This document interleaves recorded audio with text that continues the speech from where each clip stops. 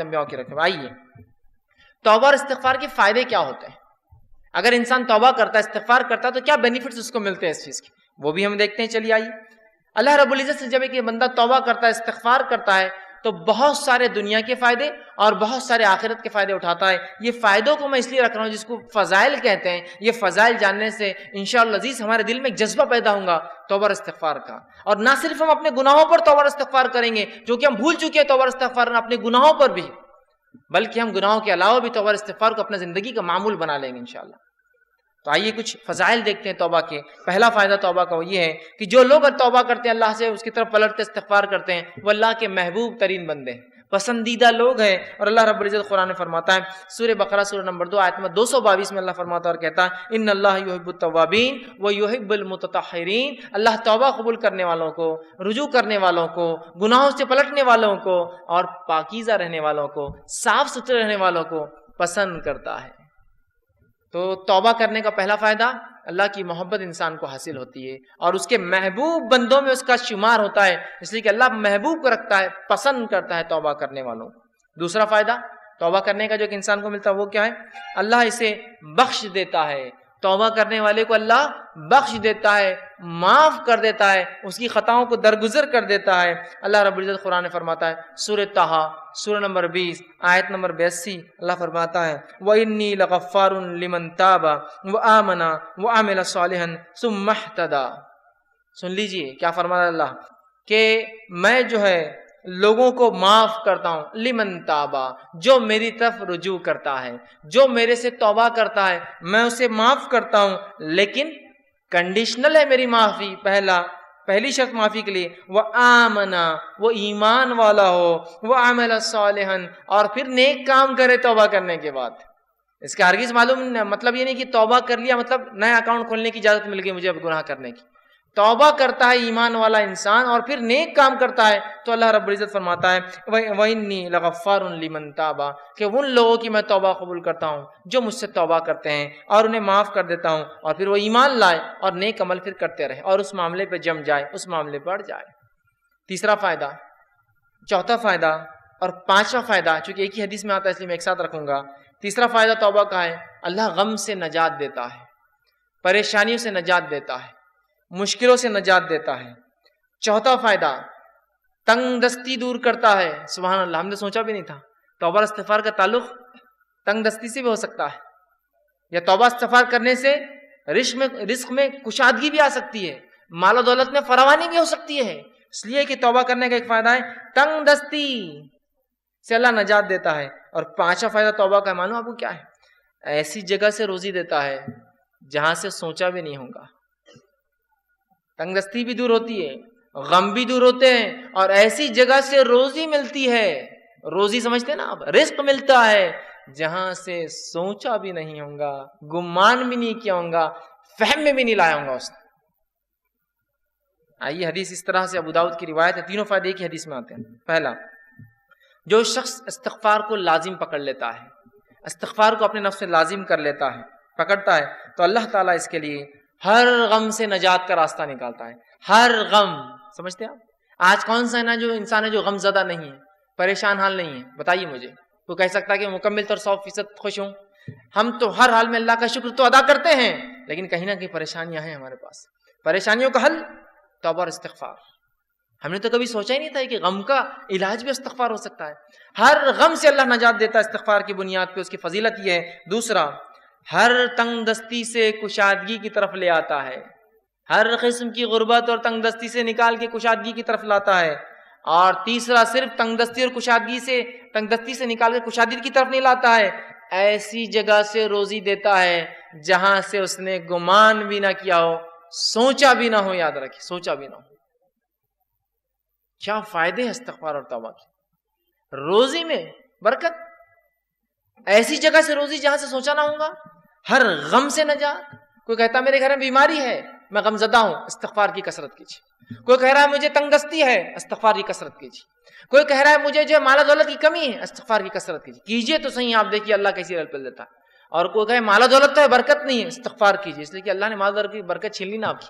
رزق میں اضافہ کہاں ہو رہا ہے؟ مال تو تعداد کوانٹٹی وائز بہت ہے, لیکن دل کہاں سکون میں ہے؟ استغفار نہیں کر رہے ہیں. استغفار کی کثرت کیجیے، استغفار کی کثرت کیجیے، استغفار کو معمول بنا لیجیے۔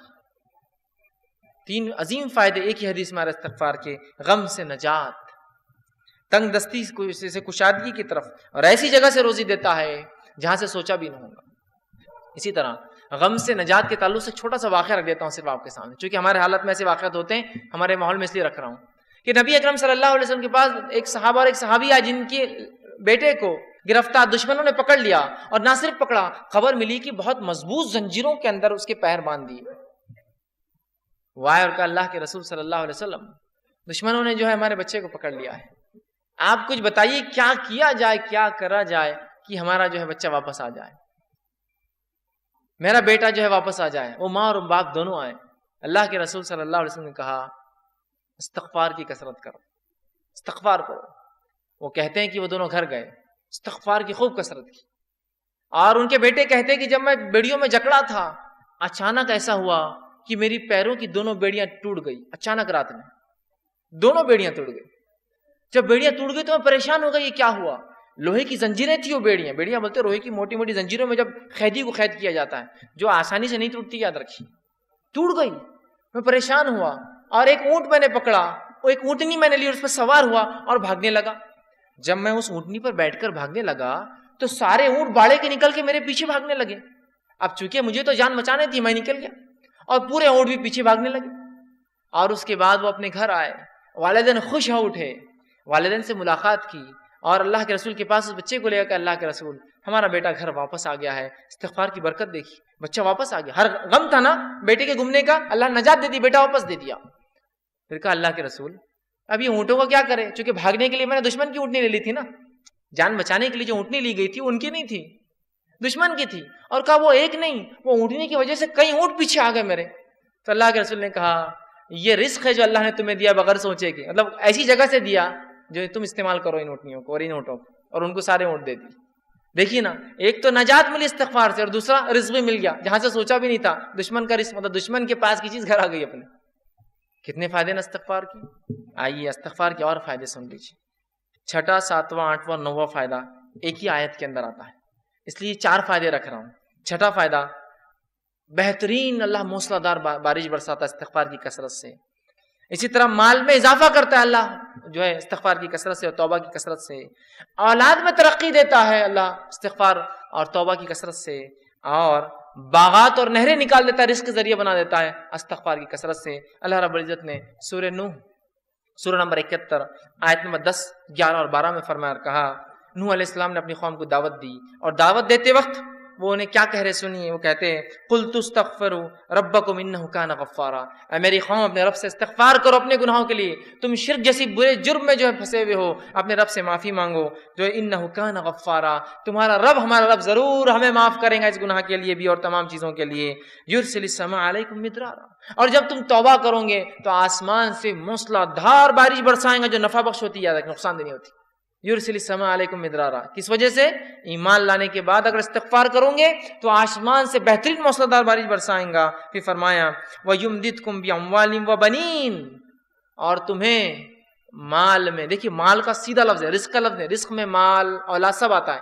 وَيُمْدِدْ، تمہیں بڑھاوا دیں گا، مالٍ وَبَنِينَ، مال میں، روپیے اور پیسے میں، اور لڑکوں میں اضافہ کریں گا تمہارے، ہے نا۔ انسان کیا چاہتا ہے اپنے لیے؟ تو کہا تم چاہتے ہو نا رب سے اولاد اور لڑکے، تو اس میں اضافہ کریں گا تمہارے۔ تو جو لوگ بے اولاد ہو استغفار کی کثرت کریں۔ بارش نہیں ہو رہی ہے استغفار کی کثرت کیجیے، چونکہ نوح علیہ السلام کہہ رہے ایمان کے بعد استغفار کرو گے تو بارش برسائیں گا، مال و دولت میں اضافہ کریں گا، اولاد عطا فرمائیں گا تم کو، ٹھیک۔ پھر فرمایا وَيَجْعَلْ لَكُمْ جَنَّاتٍ وَيَجْعَلْ لَكُمْ أَنْهَارًا، اور تمہارے لیے بہترین باغات میسر کر دیں گا، اور صرف باغات نہیں بہترین نہریں جاری کر دیں گا کہ نہ صرف کھیتی ہو، پانی والی کھیتی تمہیں عطا فرمائے گا۔ 4 فائدے دیکھیں استغفار کے کیسے ایک ہی ساتھ آ رہے ہیں۔ بارش کا بہترین برسنا، دوسرا فائدہ ہم دیکھ رہے ہیں اس کے اندر وہ یہ ہے کہ مال میں اضافہ، اولاد میں اضافہ، اور کھیتی باڑی اور نہروں کے اندر اضافہ اللہ تعالیٰ کر دیتا ہے۔ 10واں فائدہ استغفار کا وہ یہ ہے انسان کا دل سیاہ کالا ہونے سے بچ جاتا ہے۔ نبی اکرم صلی اللہ علیہ وسلم فرماتے ہیں، مستدرک حاکم کی روایت آپ نے فرمایا، بندہ جب گناہ کرتا ہے تو اس کے دل پر ایک کالا سیاہ داغ پڑ جاتا ہے، ایک سپاٹ آ جاتا ہے۔ اگر وہ استغفار کر لیتا ہے تو سپاٹ مٹا دیا جاتا ہے، وائپ آؤٹ کر دیا جاتا ہے، صاف کر دیا جاتا ہے.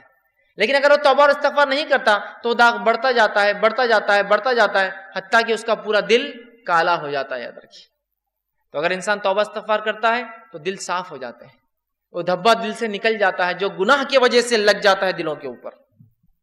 لیکن آج گناہ کرنے کے بعد بھی ہم کہاں رجوع کرتے ہیں، استغفار کرتے ہیں، ہے نا. اسی لیے کہا جاتا ہے ہمارے دل تو آج کالے ہو چکے ہیں، اس لیے کہ ہمارے اعمال کالے ہیں. استغفار کرنے سے دھبا مٹتا چلا جاتا ہے.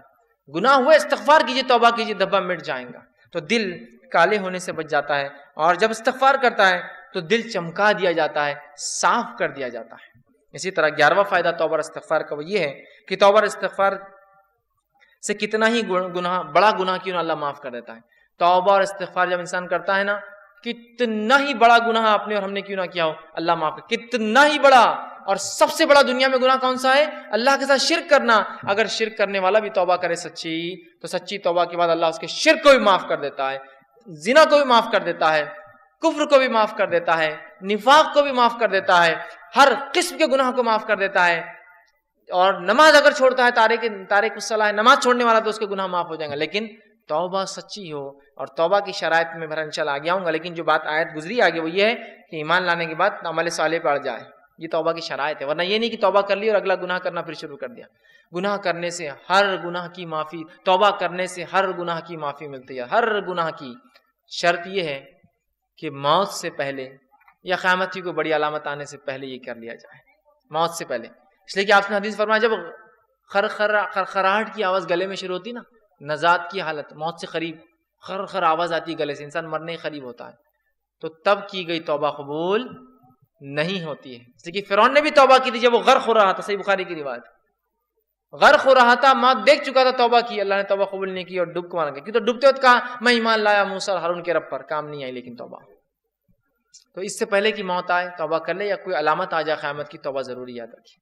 ہر گناہ کی توبہ اللہ معاف کرتا ہے، لیکن زندگی میں یاد رکھیے مرنے سے پہلے اور نجات کی حالت، مطلب مرنے کے بعد اور نجات کی حالت سے پہلے اگر توبہ نہ ہوئی تو پھر توبہ کی گنجائش نہیں. یاد رکھیے تو جو گناہ ہم سے ہوا ہو، کتنا ہی بڑا کیوں نہ ہو، سچی توبہ اپنے رب سے کیجیے. یاد رکھیے توبہ تو نصوحہ کیجیے، انشاءاللہ عزیز ہمارا رب کو ہم پائیں گے کہ وہ ہر گناہ کو معاف کرتا ہے. آئیے 12واں فائدہ، سچی توبہ کرنے سے ایک ایسا عظیم فائدہ ہے. سنیے، سچی توبہ کرنے سے اللہ گناہوں کو بھی نیکی میں تبدیل کر دیتا ہے. سبحان اللہ. ایسا کہیں ہوتا ہے کیا؟ کسی کا آپ نے نقصان کیا، نقصان کرنے کے بعد معافی مانگی اور اس نے اتنے نقصان کے بدلے آپ کو کچھ عطا کر دیا. ہوتا یہ کہ معافی دے دے تو بڑی بات ہے، نہیں تو چیز بھر کی بھی دینا پڑتی، معافی مانگنا پڑتی، زندگی بھر کی دشمنی بھی رہتی. باقی گناہوں کو نیکی میں تبدیل کرنے اگر توبہ سچی ہو تو نبی اکرم صلی اللہ علیہ وسلم کے پاس ایک ایسا قبیلہ آیا عرب کا جو لوٹ مار کرتا تھا، راستوں مسافروں کو لوٹتا تھا، اور وہی ان کے انکم کا ذریعہ تھا. خون خرابہ، قتل، غارت گری، شرک اور کفر اور لوٹ مار. وائے کہ اللہ کے رسول، کیا ہماری توبہ ہے؟ اللہ ہم اگر توبہ کرنا چاہتے ہیں کہ ہماری توبہ ہے؟ جو اتنے گناہ ہم زندگی میں کر چکے ہیں، اور آج کون سا ایسا انسان ہے دنیا میں جو معافی نہیں چاہتا اپنے گناہوں کے لیے؟ راستہ یہ ہے معافی کا، راستہ یہ ہے معافی کا. ہر انسان چاہتا ہے اسے گناہ معاف ہو، ہر انسان ریپینٹ کرنا چاہتا ہے، توبہ کرنا چاہتا ہے، استغفار کرنا چاہتا ہے اپنے رب سے. یہ ہے طریقہ توبہ کا. تو کہا ہماری کوئی توبہ ہے؟ تو اللہ رب العزت نے ایک پوری طویل آیت نازل کی کہ وہ لوگ جو کفر کرتے ہیں، قتل کرتے ہیں، ٹھیک ہے، اور جو ہے اسی میں جو کفر اور شرک اور قتل و غارت گری میں ان کی موت آ جاتی ہے، تو اللہ ان سے عذاب کو نہیں ہٹائیں گا. لیکن آگے فرمایا جو کہ جو ہے آیت اس طرح سے اللہ فرماتا ہے الا من تاب وعمل عملا صالحا فاولئک یبدل اللہ سیئاتہم حسنات وکان اللہ غفورا رحیما. اللہ نے فرمایا الا من تاب، ان گناہوں کے بعد اگر کوئی توبہ کر لے، شرک کیا تھا، قتل کیا تھا، جو کچھ کیا تھا، اگر توبہ کر لے، وآمنا، اور پہلی شرط ایمان لائے، اور الحمدللہ ہم تو مسلمان ہیں تو ایمان والے ہم ہیں ہی. اس کے بعد دوسری شرط وعمل عملا صالحا، اور اس کے بعد نیک کام شروع کر دے، عمل صالحا، فاولئک، تو اللہ پھر اس عمل کے بدلے کی ایمان والا ہے، سچی توبہ کیا، اولئک یبدل اللہ سیئاتہم، تو اللہ بدل لیں گا ان کے گناہوں کو حسنات، نیکیوں کے اندر. سبحان اللہ. اور آگے فرمایا وکان اللہ غفور الرحیم، اور اللہ تعالیٰ تو معاف کرنے والا اور رحم کرنے والا ہے. تو گناہ بھی نیکی میں تبدیل ہو سکتے ہیں اگر سچی توبہ انسان کی ہو تو. اسی طرح ابن ماجہ کی روایت ہے، آپ صلی اللہ علیہ وسلم فرماتے کہتے ہیں اگر تم اس قدر گناہ کرو کہ تمہارے گناہ آسمان تک پہنچ جائے. لیکن ان حدیثوں کو بالکل رائٹ کانٹیکسٹ میں لیجیے، بالکل صحیح معنوں میں لیجیے. یہ حدیث دلیل نہیں ہے گناہ کرنے کی، جو ہو جاتے اس کی معافی کی دلیل ہے، یاد رکھیے رائٹ کانٹیکسٹ. تو اللہ کے رسول فرماتے ہیں کہ اگر تمہارے گناہ آسمانوں تک بھی اگر چھوئیں گے، ٹھیک ہے، اگر تم اس قدر گناہ کرو کہ تمہارے گناہ آسمانوں تک پہنچ جائیں گے، پھر تم توبہ کر لو تو اللہ تمہاری توبہ کو قبول کرے گا. اگر کسی انسان نے ایسے بھی گناہ کیے ہو جو آسمانوں تک چھو رہے جا کر، لیکن وہ اللہ کی ذات سے ان گناہوں پہ کبھی نا امید نہ ہو، یاد رکھیے. بلکہ اگر سچی توبہ کرتا ہے تو انشاءاللہ عزیز اپنے رب کو وہ توبہ قبول کرنے والا اور معاف کرنے والا ضرور پائیں گا، یاد رکھیے. لیکن توبہ سچی ہو، اس کے شرائط کے ساتھ، یاد رکھیے. چلیے آئیے آگے. 13ویں چیز، 13واں فائدہ جو ہم توبہ کا فائدہ اٹھاتے ہیں اور جو ہے استغفار کا، آدمی سچی توبہ کی وجہ سے جنت کا مستحق بن جاتا ہے. سچی توبہ کی وجہ سے جنت کا مستحق بن جاتا ہے. اللہ رب العزت نے سورہ تحریم سورہ نمبر 66 آیت نمبر 8 میں فرمایا، یا ایھا الذین آمنوا توبوا الی اللہ توبۃ نصوحا. اے وہ لوگوں جو ایمان لائے ہو، اللہ سے سچی توبہ کرو، سچا رجوع کرو، سچے ڈھنگ سے اس کی طرف پلٹو اور گناہوں سے اپنی معافی مانگو. تو نصوحا عسیٰ ربکم ان یکفر عنکم سیئاتکم، تو ہو سکتا ہے تمہارا رب پھر تم سے تمہارے گناہوں کی مغفرت کر دے، اس کا کفارہ کر دے، اسے معاف کر دے. سیئاتکم ویدخلکم جنات تجری من تحتها الانہار، اور تمہیں ایسی جنتوں میں داخل کر دے جس کے نیچے ندیاں نہریں بہتی ہیں. توبہ کرنے کا فائدہ، انسان جنت کا مستحق بن جاتا ہے. 14واں اور آخری فائدہ جو آج میں رکھوں گا توبہ کا، وہ یہ ہے، جب انسان سچی توبہ کرتا ہے، سچے طور سے ندامت ہوتا ہے، توبہ کرتا ہے، تو جو ہے اللہ رب العزت جو ہے اس سے خوش ہوتا ہے. انسان جب توبہ کرتا ہے تو اللہ خوش ہوتا ہے، ناراض نہیں ہوتا. ہاں ناراض تو ان سے ہوتا ہے جو گناہ کرے اور اڑ جائے اس پر، لیکن جو توبہ کرتے ہیں اللہ خوش ہوتا ہے. حدیث کے الفاظ اس طرح سے ہیں، جو توبہ کے بارے میں نبی اکرم صلی اللہ علیہ وسلم فرماتے ہیں کہ اللہ خوش ہوتا ہے، اور حدیث اس طرح سے ہے جو صحیح بخاری کی روایت ہے. آپ صلی اللہ علیہ وسلم فرماتے ہیں کہ اللہ اپنے بندے کی توبہ پر ایسا خوش ہوتا ہے، جب بندہ توبہ کرتا ہے اللہ ایسا خوش ہوتا ہے جیسے کہ ایک شخص سفر پر نکلا ہو، مسافر ہو، سفر کر کے چل جا رہا ہو، اور ایک جگہ اپنے اونٹ کو باندھے اور لیٹ جائے ریگستان کے بیچ میں، اور جب وہ جاگے تو اس کا اونٹ چلا جائے، وہ تھوڑا نکل کر ڈھونڈتا ہے اپنے اونٹ کو، اس کا اونٹ اسے نظر نہیں آتا، تو پھر وہ واپس آتا ہے اور سوچتا ہے کہ اب ریگستان میں گھوم کے مرنے سے اچھا ہے جہاں لیٹا تھا اس چھوٹے درخت کے نیچے لیٹ جاؤں تو مجھے موت آ جائے، کیونکہ اب ریگستان میں اونٹ گھومنا مطلب موت ہے اور کوئی راستہ نہیں. وہ آ کر لیٹ جاتا ہے، اور جب لیٹ جاتا ہے تھوڑی دیر بعد دیکھتا ہے تو اس کا اونٹ پورے مال کے ساتھ جوں کا تو کھڑا ہے. ایک تو ریگستان، اس پر اکیلا مسافر، اور اس پر اونٹ کا واپس آنا، یہ بہت تعجب کی بات ہے. جو لوگ عرب ہیں وہ جانتے ہیں، جو لوگ اونٹ پالتے ہیں وہ جانتے ہیں اونٹ کبھی زندگی میں پالتو نہیں ہوتا. اس لیے حدیث میں آپ نے فرمایا قرآن جو شخص حفظ کرتا ہے اسے پکڑ کر رکھے، اس لیے کہ قرآن کا حفظ ایسے ذہن سے نکلتا ہے جیسے اونٹ مالک سے نکل کر بھاگ جاتا ہے. ایک اونٹ کو آپ 100 سال پالیے، 100 سال بعد رسی ایک بار کھلی چھوڑیے، ایسے بھاگے گا کہ کبھی واپس لوٹ کر نہیں آئے گا. لیکن اس کا اونٹ واپس مال کے ساتھ آ جاتا ہے، اس سے بڑی خوشی کی بات کر، اور وہ خوشی سے جھوم اٹھتا ہے اور کہتا ہے خوشی میں، اے اللہ میں تیرا رب اور تو میرا بندہ. خوشی میں، چونکہ اس کو سمجھتا نہیں کیا بولوں اس خوشی کے اندر، تو کہتا ہے اللہ میں تیرا رب اور تو میرا بندہ. اس آدمی سے بھی زیادہ اللہ خوش ہوتا ہے جب کوئی شخص توبہ کرتا ہے. اس آدمی سے بھی زیادہ اللہ خوش ہوتا ہے جب کوئی شخص توبہ کرتا ہے. دیکھ رہے ہیں آپ توبہ کیا فضیلت، اللہ خوش ہوتا ہے توبہ کرنے والوں سے، اور بہت ناراض اور غضبناک ہوتا ہے، عذاب نازل کرتا ہے جو گناہوں پہ گناہ کرتے ہیں. اور انسان ہونے کے ناطے کیا گناہ ہم سے نہیں ہوتے، کیا گناہ نہیں ہوتے ہماری آنکھوں سے، ہمارے ہاتھ سے، ہماری زبان سے، ہمارے کانوں سے، ہمارے جسم سے، لیکن رب سے ہم فوراً کر لیں استغفر اللہ استغفر اللہ. پتہ نہیں کیا ہو گیا، کوئی چیز نقصان پہنچ گیا، کسی جانور کو نقصان پہنچ گیا، کسی انسان کو پہنچ گیا ہوں، میں نہیں جانتا ہوں، میری گاڑی کہیں کھڑی تھی کسی کو تکلیف ہو گئی ہوں گی، استغفار کا ورد کر رہا ہوں استغفر اللہ، ہو گیا گناہ معاف.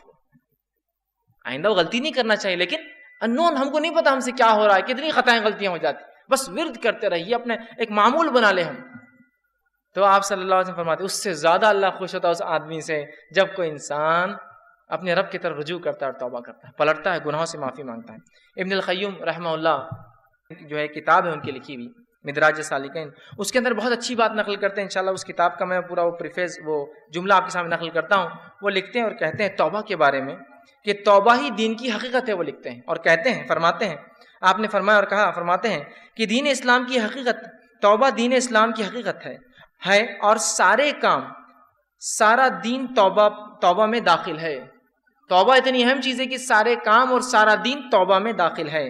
یہی وجہ ہے کہ توبہ کرنے والا اس بات کا مستحق ہے کہ اللہ تعالیٰ کا وہ دوست قرار دیا جاتا ہے، کیونکہ اللہ تعالیٰ توبہ کرنے والوں اور پاک صاف رہنے والوں کو دوست رکھتا ہے۔ کہ تو اللہ جس سے محبت کرتا ہے مطلب وہ اللہ کا دوست ہے نا۔ توبہ کرنے والوں سے اللہ محبت کرتا ہے مطلب اللہ کے دوست ہے۔ اس کا مطلب توبہ دین کا بہت اہم حصہ، بلکہ وہ کہتے ہیں بلکہ مکمل دین اسلام مکمل توبہ کے اندر ہے۔ پھر وہ آگے لکھتے ہیں اللہ تعالیٰ اپنے ان بندوں سے محبت رکھتا ہے جو اس کام کو بجا لائے جس کا اس نے حکم دیا ہے، اور اسے ترک کرے، ان کاموں کو چھوڑ دیں جس سے اس نے منع فرمایا ہے۔ تو گویا توبہ کا مفہوم یہ ہے کہ جن کاموں کو اللہ تعالیٰ نے ظاہری اور باطنی طور پر ناپسند فرماتا ہے، انسان ان سے رجوع کرے، توبہ کرتے ہوئے ایسے کاموں کو اختیار کرے جنہیں اللہ تعالیٰ ظاہری اور باطنی مطلب اوپنلی اور کلوزلی، چھپا ہوا سیکرٹلی اس کو پسند کرتا ہے، فرماتا ہے۔ اس اعتبار سے توبہ ایک جامع لفظ ہے اور اسلام، ایمان اور احسان اس توبہ میں مکمل طور سے داخل ہے، اور یہ تمام مقامات کا احاطہ کیے ہوئے۔ اسی لیے یہ ہر مومن کے مقصود کی ابتدا بھی ہے کہ وہ توبہ کرے، اور انتہا بھی ہے، خاتمہ بھی اسی پر ہو کہ وہ توبہ کرے۔ اسی مقصود کی خاطر مخلوق کو جود بخشا گیا، اور توحید اسی کا ایک جز ہے، بلکہ عظیم جز ہے۔ پھر آگے لکھتے ہیں اکثر لوگ توبہ کی قدر و منزلت اور اس کی حقیقت سے آگاہ نہیں ہوتے۔ علم اور عمل اور حال کے اعتبار سے توبہ کرنا تو بہت دور کی بات ہے۔ اللہ تعالیٰ توبہ کرنے والوں سے اسی لیے محبت رکھتا ہے کہ ساری مخلوق میں وہی ہے جو اس کے خاص بندے ہیں۔ توبہ کرنے والے خاص بندے ہیں، گناہ گار تو سارے ہی ہیں، خاص ہیں۔ اگر توبہ اسلام کے تمام احکام اور ایمان کے کامل حقائق کی جامع نہ ہوتی تو اللہ تعالیٰ اپنے بندے کی توبہ پر اس قدر مسرت کا اعلان نہ کرتا۔ اگر توبہ بہت اہم چیز نہ ہوتی تو وہ حدیث میں وہ نہیں آتا کہ ایک آدمی جس طرح سے خوش ہوتا اللہ ویسا خوش ہوتا ہے۔